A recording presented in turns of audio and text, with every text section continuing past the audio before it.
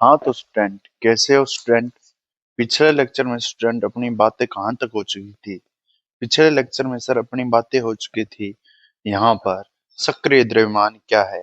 आज अपन बताएंगे सक्रिय द्रव्यमान का नियम क्या है, और आपके साम्यावस्था स्थिरांक का नियम क्या है, और वेग दर नियतांक या वेग दर नियम क्या है। ठीक है स्टूडेंट, उसकी अपन बात करेंगे। सक्रिय द्रव्यमान का नियम। सक्रिय द्रव्यमान का नियम। सक्रिय द्रव्यमान के नियम की बात करेंगे। ठीक है,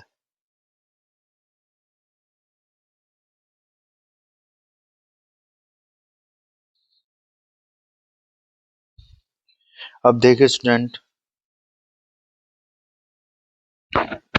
सक्रिय द्रव्यमान का नियम 1800। अभी अपने इसको डस्टर से साफ कर लेते हैं स्टूडेंट। यह नियम है वो आपके गुलबर्ग बागे ने दिया। किसने दिया स्टूडेंट? गुलबर्ग बागे ने दिया। किसका नियम बात करेंगे? सक्रिय द्रव्यमान का नियम। ये अपना चैप्टर चल रहा है दोस्त। इसमें देखिए सक्रिय द्रव्यमान का नियम। कौन सा नियम है स्टूडेंट? सक्रिय द्रव्यमान का नियम, एक्टिव मास हो। इसके बाद में आपके पास आता है द्रव्य अनुपाती क्रिया नियम। द्रव्य अनुपाती क्रिया नियम, इसे अपन बोलते हैं नियम एक्टिव द्रव्य अनुपाती क्रिया नियम। द्रव्य अनुपाती क्रिया नियम, इसे स्टूडेंट नियम बोलते हैं। इसमें अपने पास क्या होता है स्टूडेंट? कौन से माजरा है, क्या मामला है? देखिए स्टूडेंट, पहले इसमें स्याही भी डाल देते हैं। इसमें देखिए स्टूडेंट, ये क्या कहता है? इस नियम के अनुसार किसी अभिक्रिया की जो गति होगी या जो अभिकारकों की जो दर होगी, अभिक्रिया की, रासायनिक अभिक्रिया की जो गति होती है, वह उसके अभिकारकों की जो सांद्रता होती है, अभिकारकों की सांद्रता या अभिकारकों के जो सक्रिय द्रव्यमान होता है, एक ही चीज है दोनों, उनके गुणनफल के उनके गुणनफल के समानुपाती होती है। उनके गुणनफल के समानुपाती होती है। इसमें देखिए आप किस प्रकार से ये लिखेंगे इस नियम को। इस नियम को अपने कैसे बताएंगे, देखना। इस नियम के अनुसार, यह नियम 1864 में, यह नियम 1864 में गुलबर्ग बागे ने दिया। 1864 में किसने दिया? ये गुलबर्ग बागे। गुलबर्ग व बागे नाम के दो वैज्ञानिक थे। उन वैज्ञानिकों ने यह नियम दिया था। इसने क्या बताया था? इसने बताया था इस नियम के अनुसार, इस नियम के अनुसार अभिक्रिया किसी रासायनिक अभिक्रिया की गति, रासायनिक अभिक्रिया की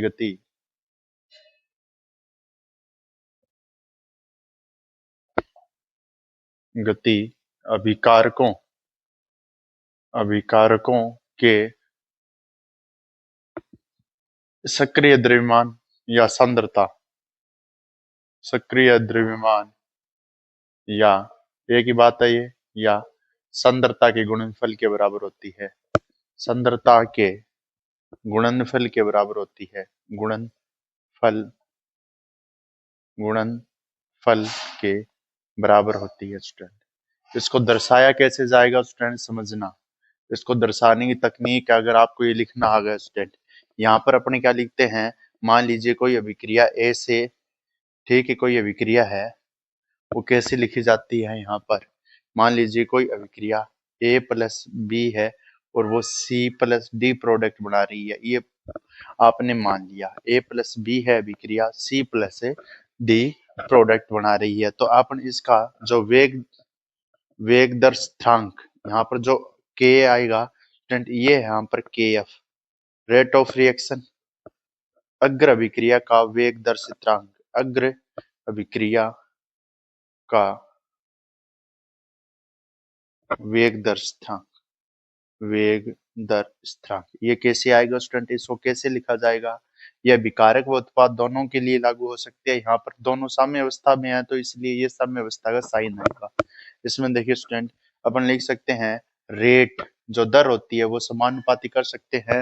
अपन ने अभिकारक की सांद्रता बोला था ना, इसमें अग्र अभिक्रिया की बात करें तो केवल अभिकारक लिखे जाएंगे, पश्च की बात करें तो पश्च के अभिकारक आएंगे। अब अग्र अभिक्रिया की बात कर रहे हैं, कंसंट्रेशन ऑफ ए और कंसंट्रेशन ऑफ बी, ए की सांद्रता और बी की सांद्रता, इस समानुपाती के चिन्ह को हटाएंगे तो आपके पास आएगा KF equal to concentration of A concentration of B। अगर इसके आगे कोई भी वैल्यू होती है जो स्टाइकियोमेट्रिक कोएफिशिएंट बोलते हैं, उत्पाद के तथा अभिकारक के जो गुणांक होते हैं आगे, उसको अपन स्टाइकियोमेट्रिक गुणांक कहते हैं। KF ये अग्र अभिक्रिया का वेग दर स्थिरांक है। इसी प्रकार से B KB भी लिख सकते हैं। क्या लिख सकते हैं? KB। इस अभिक्रिया के लिए KB भी लिख सकते हैं। KB लिख के दिखाओ सर मेरे को। KB भी लिख सकते हैं, जैसे रेट समानुपाती। अगर पश्च अभिक्रिया की दर की बात करें तो अपन लिखेंगे यहाँ पर सर आपके पास C और D, C की कंसंट्रेशन और D की कंसंट्रेशन। इसको हटाएंगे समानुपाती के चिन्ह को तो आपके पास आएगा KB C की कंसंट्रेशन D की कंसंट्रेशन। KB यहाँ पर क्या है स्टूडेंट? पश्च अभिक्रिया का वेग स्थिरांक। पश्च अभिक्रिया का क्या है यहाँ पर? वेग स्थिरांक है। यहां तक आप लिखिए।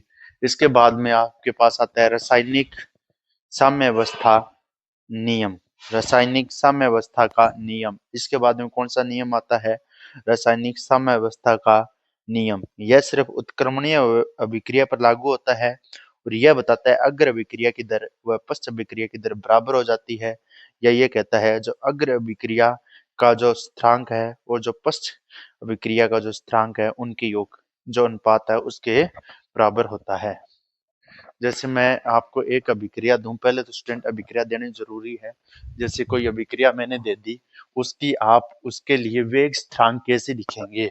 साम्यावस्था स्थिरांक अलग है, वेग स्थिरांक अलग है। अगर वेग स्थिरांक वेग दर स्थिरांक है वो कैसे लिखेंगे स्टूडेंट? मैंने एक अभिक्रिया आपको दी, मान लीजिए आपके पास N2 plus 3H2 N2 plus 3H2 ये साम्यावस्था 2NH3 अभिक्रिया बना रही है। ये हेबर प्रोसेस की विधि है जिसमें अमोनिया बनता है। यहाँ पर स्टूडेंट इसको कैसे लिखेंगे? अगर अपन मैं इसकी बात करूं, इसके लिए आप KF लिखिए। KF कैसे लिखोगे सर? आप KF लिखोगे तब लिखोगे सर रेट है KF बराबर A की और B की। यहाँ पर उत्पाद और प्रोडक्ट ये सर आपके अभिकारक है, ये उत्पाद है। तो अपन जिसके लिए भी रेट लिखते हैं उसकी रेट अभिकारकों की रेट लिखते हैं। KF फॉरवर्ड रिएक्शन का है, ये अग्र अभिक्रिया का दर स्थिरांक है तो इसकी बात कर रहा हूं सर। इसको लिखा जाएगा N जो N2, ठीक है। एक इसके आगे एक होता है, इसको लिखो या रहने दो। इसका स्टाइकियोमेट्रिक कोएफिशिएंट 3 है तो H2 और इसके आगे इस प्रकार से 3 लिख दिया जाता है। इसी प्रकार से मैं KB की बात करूं तो यहाँ पर NH3 होता है स्टूडेंट और आपके ट्वाइस होता है। ये आपके अग्र अभिक्रिया का वेग स्थिरांक और पश्च अभिक्रिया का वेग स्थिरांक। ठीक है स्टूडेंट। अब इसके बाद में आपके पास में ये कुछ लिखने के बाद आपके पास में आता है साम्यावस्था। ठीक है, इसके बाद में क्या आता है? साम्यावस्था जो है आपके रासायनिक साम्यावस्था का नियम। कौन सा नियम आता है? रासायनिक साम्यावस्था का नियम। रासायनिक साम्यावस्था का नियम, लॉ ऑफ केमिकल इक्विलिब्रियम। रासायनिक साम्यावस्था का नियम, रासायनिक साम्यावस्था साम्यावस्था का नियम, रासायनिक साम्यावस्था का नियम। इसे बोलते हैं लॉ ऑफ इक्विलिब्रियम।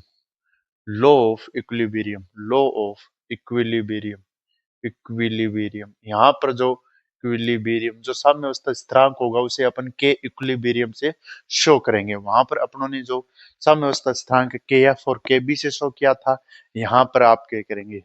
इसमें दो प्रकार के इक्विलिब्रियम हो सकते हैं। या तो आपका इसमें हो सकता है KC हो सकता है या आपका KP हो सकता है। ये होता है दाब के पद में साम्यावस्था स्थिरांक, दाब के पद में साम्यावस्था स्थिरांक, साम्यावस्था स्थिरांक। ये केवल गैसियस स्टेज पर लागू होता है, केवल गैसों पर, केवल गैसों पर लागू, इस पर लागू होगा, गैसों पर लागू होगा। लेकिन जो ये आपके है ये सांद्रता पर लागू होता है,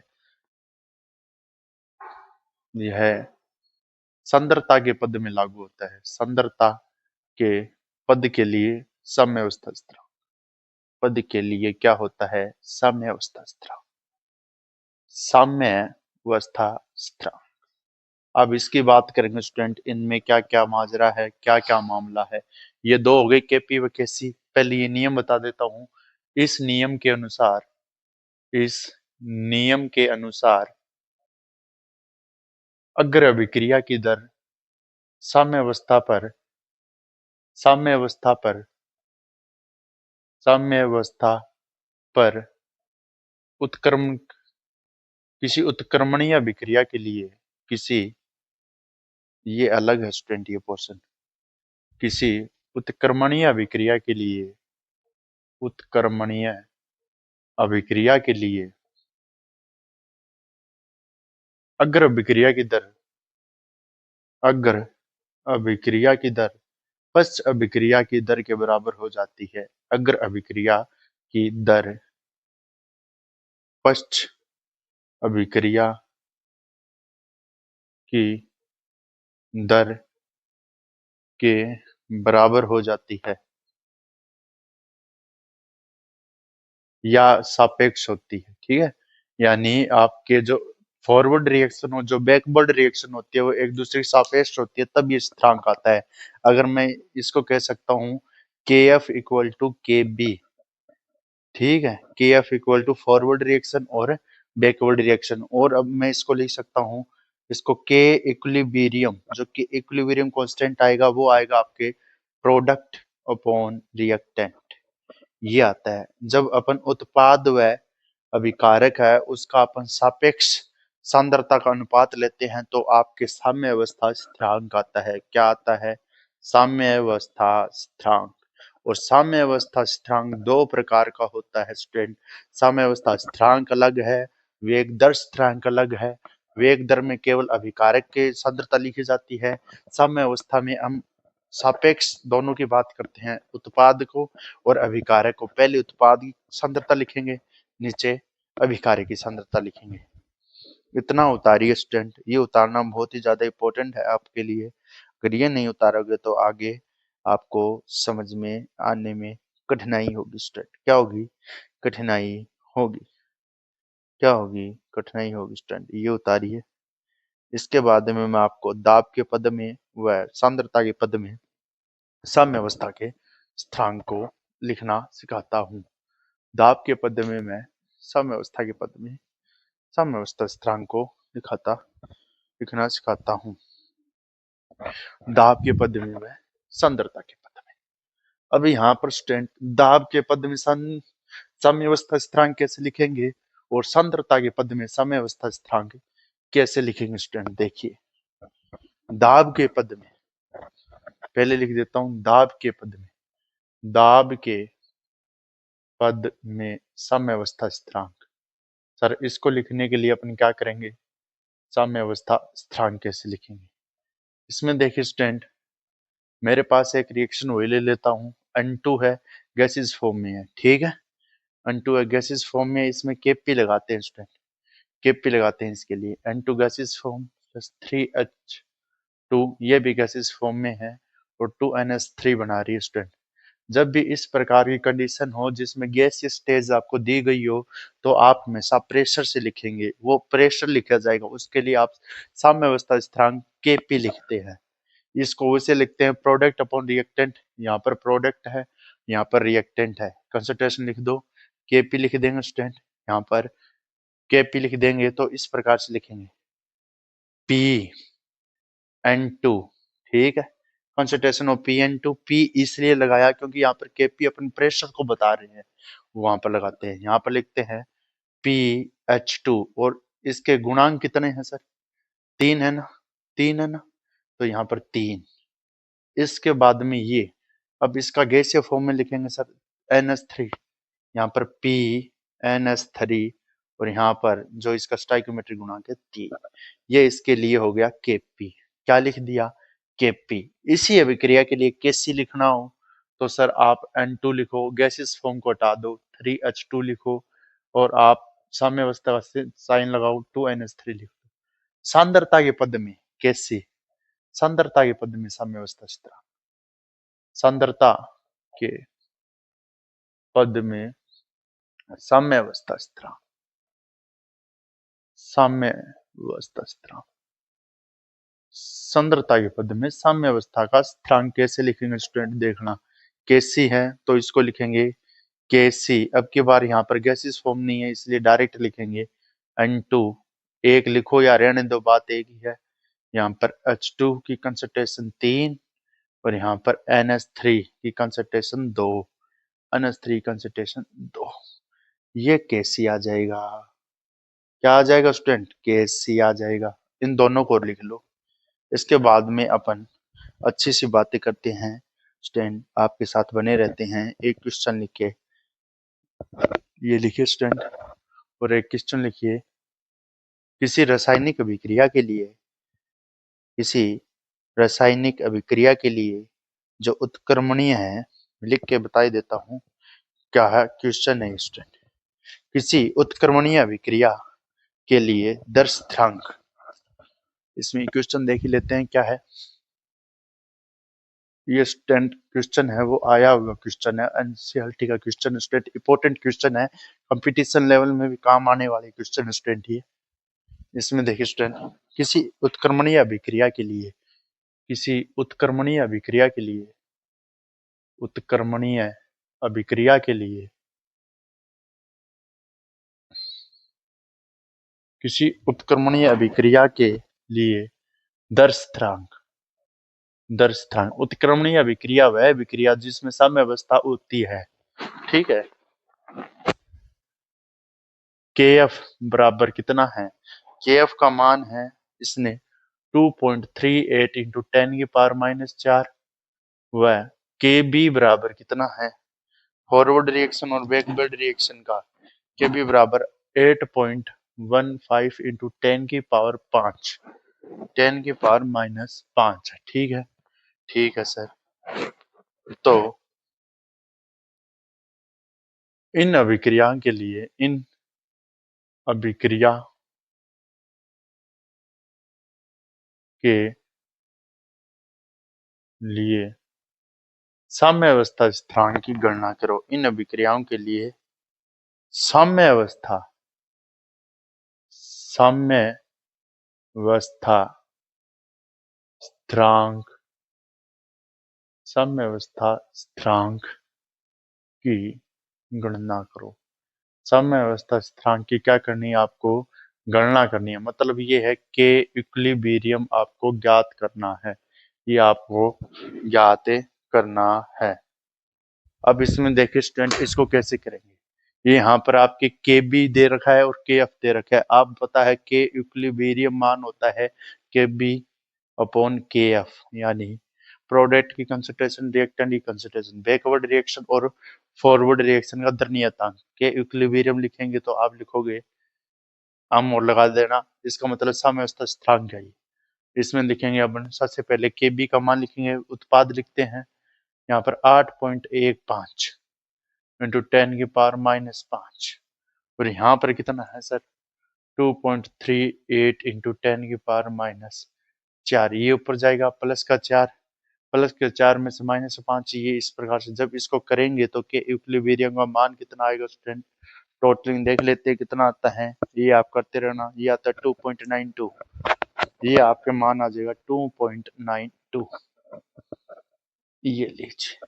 और स्टूडेंट ये यूनिट के इक्विलिब्रियम, ये मान क्या आ गया आपके? के इक्विलिब्रियम आ गया। ये यूनिट लेस होता है क्योंकि यहाँ पर जो इसकी फॉरवर्ड सांद्रता की इकाई और सांद्रता की इकाई सेम होती है, वो आपस में कट जाती है। ये यूनिट लेस होता है, ठीक है।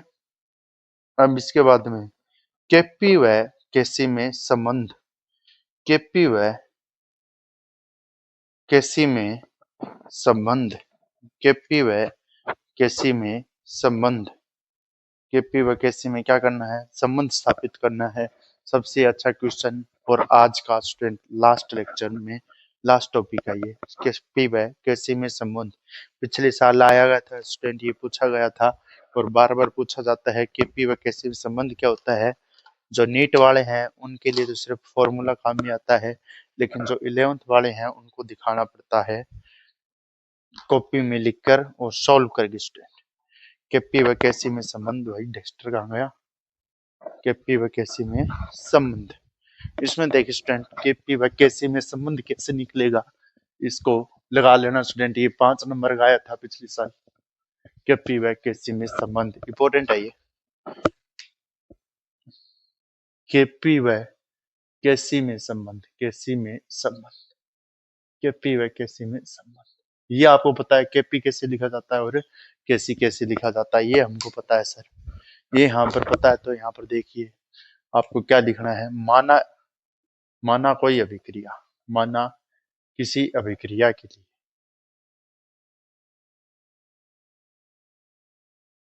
अभिक्रिया के लिए, किसी अभिक्रिया के लिए किस प्रकार की हो सकती है। कोई अभिक्रिया उत्क्रमणीय प्रकार की होगी, निकालना। तो मान लीजिए इसका ए स्टाइकोमेट्रिक कोएफिशिएंट बी है और स्मॉल बी कैपिटल बी, यहाँ पर स्मॉल डी, यहाँ पर कैपिटल सी, यहाँ पर capital C plus small D capital D. इस प्रकार से कोई अभिक्रिया चल रही है, वो ये उत्पाद बना रही है, ये रिएक्टेंट है, ये उत्पाद है। मैं इसके लिए केसी व केपी, इसके लिए आपको क्या लिखना है, केसी व केपी का मान लिखना है। अगर कैसी है कोई अभिक्रिया इस प्रकार से हो रही है केपी, अगर इसकी कैसी लिखूं तो कैसे लिखा जाएगा स्टूडेंट। आपको सर कैसे लिख रहे हो ना आप, तो आप ए की कंसंट्रेशन ऑफ ए, बी की कंसंट्रेशन ऑफ बी लिखो और सी की कंसंट्रेशन ऑफ स्मॉल सी, जिसको मैं ऐसे लिख देता हूँ, इसको ऐसे कर देता हूँ, और डी की concentration small D. Sir KP लिखो इसके लिए, केपी देखो स्टूडेंट कैसे लिखा जाएगा, सी की स्मॉल सी, पी की, इस प्रकार से। ठीक है। अब केपी कैसे लिखा जाएगा स्टूडेंट, याद रखना। केपी अपन पी लिखते हैं और यहाँ पर पी लिखते हैं ना, पी ए और की कंसंट्रेशन ऑफ स्मॉल ए। अपन पहले ये सी वाला और उत्पाद वाला कैसी लिख रहे हैं ना, कैसी में सी पहले लिखा जाएगा भाई, प्रोडक्ट अपॉन कंसंट्रेशन लिखा जाएगा। ये प्रोडक्ट है, ये रिएक्टेंट है, प्रोडक्ट लिखो पहले भाई। पर सी की कंसंट्रेशन स्मॉल सी, डी की कंसंट्रेशन स्मॉल डी, ए की कंसंट्रेशन स्मॉल ए, बी की कंसंट्रेशन स्मॉल बी। ये तो आपकी कैसी, ये यहाँ पर केपी लिखना। तो स्टूडेंट आप पहले पी लिखते हो, मैंने बताया था। तो पी की कंसंट्रेशन पी, सी की कंसंट्रेशन स्मॉल सी, डी, यहाँ पर पी डी आएगा ना, यहाँ पर पी और डी की कंसंट्रेशन स्मॉल डी, और यहाँ पर आएगा स्टूडेंट पी ए की कंसंट्रेशन स्मॉल ए, पी बी की कंसंट्रेशन स्मॉल बी। ये आ जाएगा कैसी। ठीक है। इसको समीकरण नंबर 1 मान लेते हैं, क्योंकि इसका अपन को मान चेंज करके आएगा। इस समीकरण नंबर 1 मान लेता हूं मैं इस चीज को। यहाँ पर अपने को आदर्श गैस समीकरण पता है, आदर्श गैस समीकरण। आदर्श गैस समीकरण क्या होती है स्टूडेंट, पीवी बराबर एनआरटी, पीवी बराबर एनआरटी। अब अपने को जो प्रेशर का मान चाहिए, तो ये दोनों आपके कांस्टेंट होते हैं, लेकिन नंबर ऑफ मोल कांस्टेंट नहीं होते, ये चेंज होते रहते हैं। तो P बराबर N upon V R T लिख सकते हैं। और जो N अपॉन वी होता है, number of mole upon volume, ये होता है आपके कंसंट्रेशन के इक्वल, किसके, सांद्रता के इक्वल, या एक्टिव मास के इक्वल, या सक्रिय द्रव्यमान, सक्रिय द्रव्यमान, इसके बराबर होता है ये। अब इसको मैं लिख सकता हूँ P सांद्रता आर टी। ठीक है। अब ये जो समीकरण 2 है, इसको अप्लाई करूं मैं समीकरण 1 में, समीकरण 2 को समीकरण 1 में अप्लाई करने पर, समीकरण 2 को समीकरण 1 में रखने पर, समीकरण 2 दिखाई तो दे रही है ना, नीचे तक दिखाई तो दे रही है ना, समीकरण 2 दिखाई दे रही है, ऊपर चलेंगे। समीकरण 2 को समीकरण 1 में रखने पर,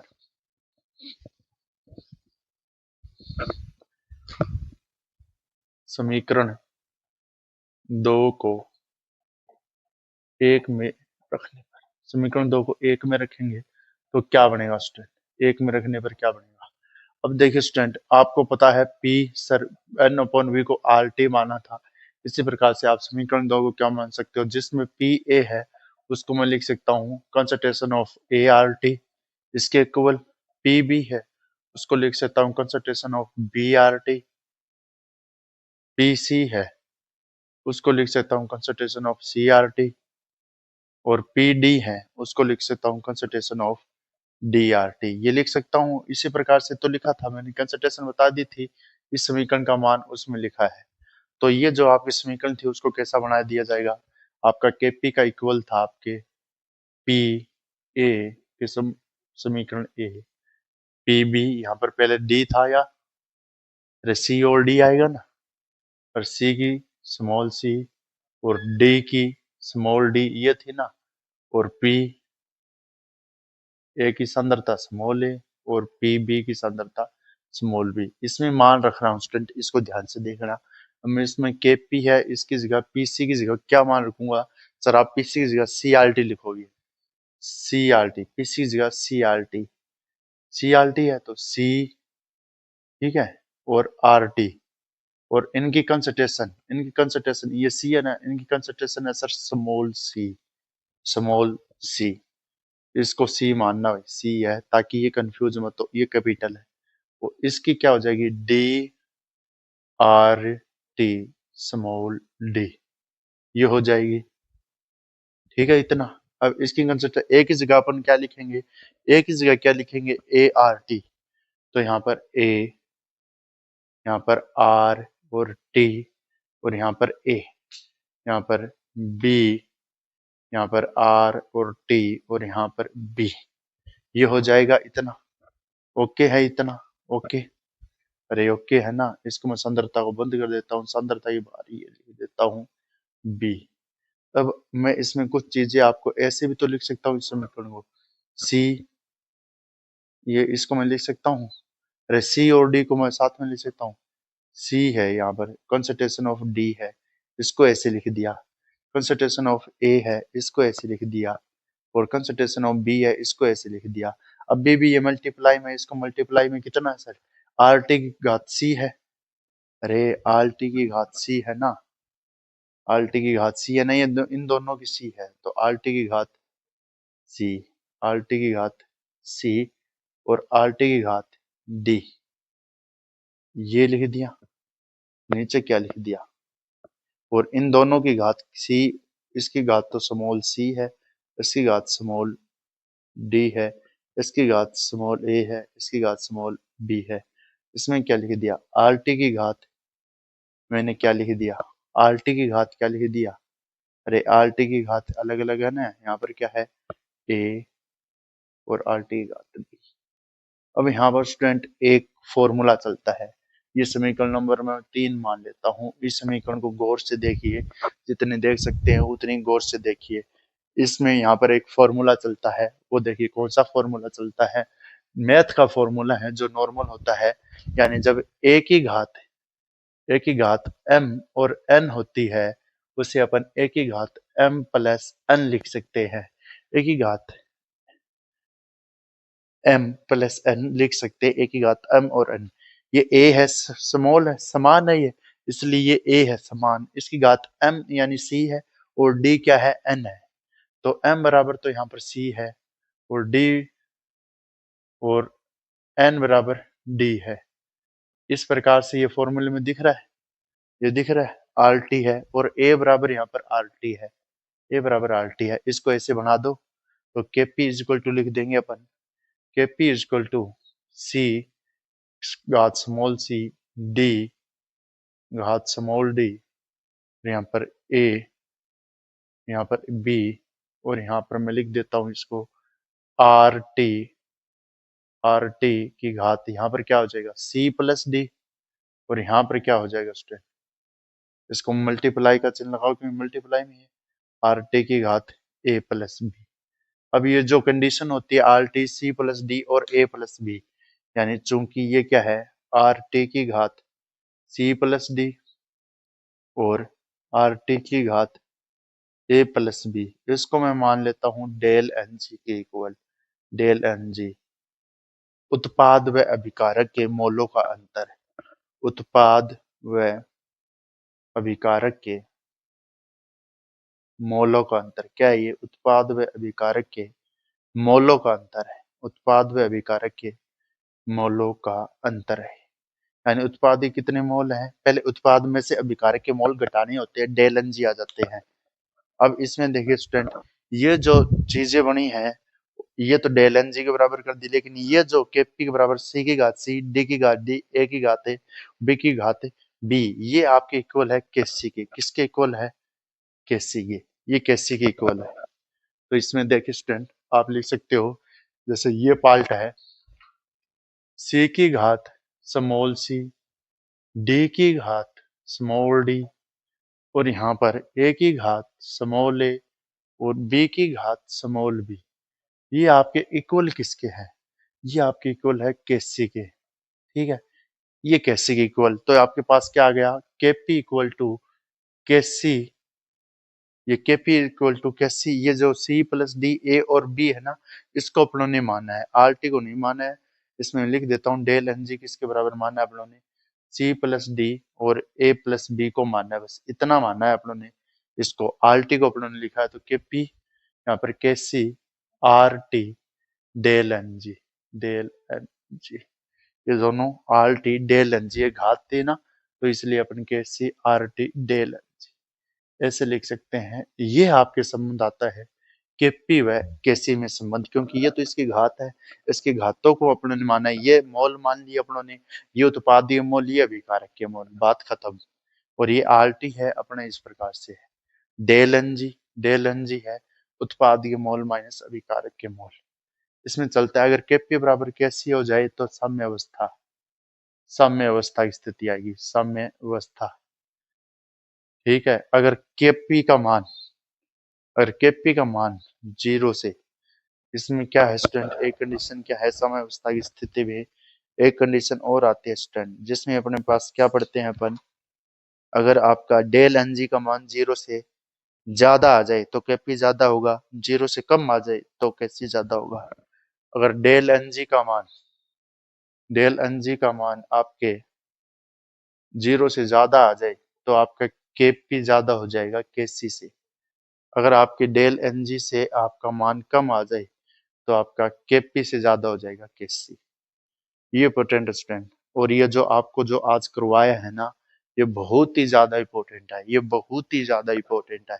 आता है स्टूडेंट केपी व केसी में संबंध बताइए। इसके बाद में एक क्वेश्चन लेके चलते हैं ताकि आप निकाल सको स्टूडेंट, COCl2 COCl2। ठीक है स्टूडेंट, ये लिखते हैं COCl2 COCl2, लेकिन वही ले लो स्टूडेंट 2NH3 वाला फेमस क्वेश्चन है, वही ले लो। आप इतना दिमाग ही क्यों लगाते हो? वैसे तो कैसे भी बना सकते हैं इसमें, लेकिन आप वही ले लो ना, आपको पता चल जाएगा स्टूडेंट।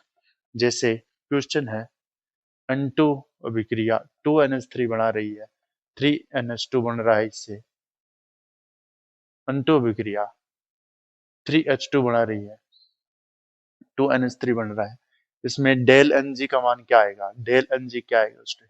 डेल एन जी आएगा प्रोडक्ट, प्रोडक्ट कितने हैं? 2 मोल। इसके कितने हैं? एक ये रहा, एक ये रहा, 4, 2 माइनस 4, 2 में से माइनस का 4 गया है, माइनस का 2।